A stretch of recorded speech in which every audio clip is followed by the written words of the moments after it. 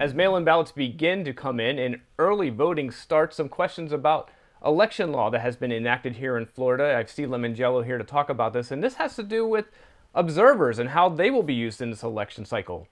Yeah, so essentially, some of the new laws passed by Republicans and DeSantis it's signed by DeSantis last year. It allows observers access to mail-in ballots at pretty much all times and levels to take a look at it. And in Orange County, at least, the local Republican Party task force to challenge some mail-in ballots. First, they challenged a bunch during the primary, and so far this general election. They've challenged 35 mail-in ballots. 24 of them were eventually, validated by the canvassing board. Their challenges was thrown out. 11, the canvassing board agreed to that there needs to be could be some issue with signatures. So, in addition to what the election offices and canvassing boards themselves are doing, looking at signatures. Making sure they match with people's registrations. There's also additional levels of outside observers. In this case, a task force started by the local Republican Party to challenge even more ballots. Yeah, and a lot of this is comes from the election denial and the rhetoric behind that, which much of it has been discredited, and it's just curious how it's going to impact this election at this point.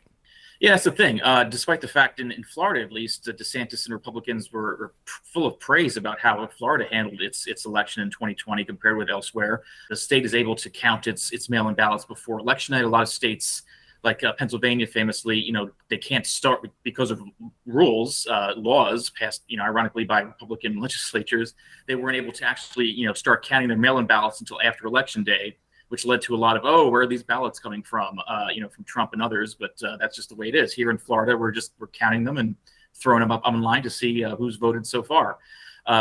So it was a surprise, I guess, when spurred by a lot of the false claims of fraud from Trump and others that these laws were passed, which include reduce the drastic reduction of the use of drop boxes, limits on dropping off ballots, and requiring voters to reapply to vote to mail it every 2 years instead of 4. Let's talk about those drop-off ballots. It seems like the way that they're doing that has completely changed too. And how is that when people go to the polling places? How's that impacting them? Yeah, it used to be there would just be a drop box outside of polling place, early voting places, and you would just go and drop your your ballot off. But again, there was a lot of conspiracy theories about what's been happening with drop boxes. So now, basically, for a lot of places, you're required now, according to the new law, to have it guarded, by someone 24/7. So essentially, they've created instead these tables where you can drop off your ballot to a person. I think Orange County, during the primary at least, did have what essentially was a drop box outside of its offices, but again, elsewhere around the state, Dropbox is severely curtailed because you have to have someone there at all times, even though a lot of these were, had cameras on them 24/7.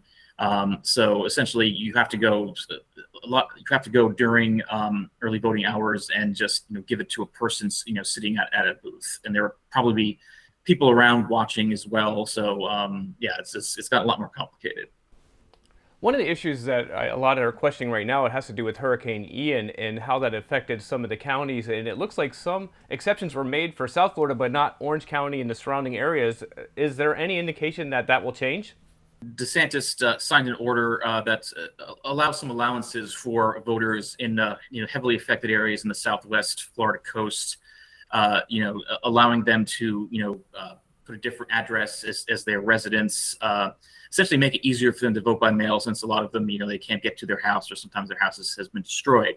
Last week there was a bit of a, kerfuffle, I guess, about how that was applied to Southwest Florida, but not to places inland like Central Florida that was also heavily affected by floods during the hurricane. But Orange County Supervisor Bill Cowell said that he didn't request any additional allowances for Orange County. All 20 early voting sites were fine. None of them were flooded out or affected. So there's really, It's not like Central Florida, asked and didn't get it. Basically, all of Central Florida's election officials said that there was no need to make any of those changes here as they did in Southwest Florida.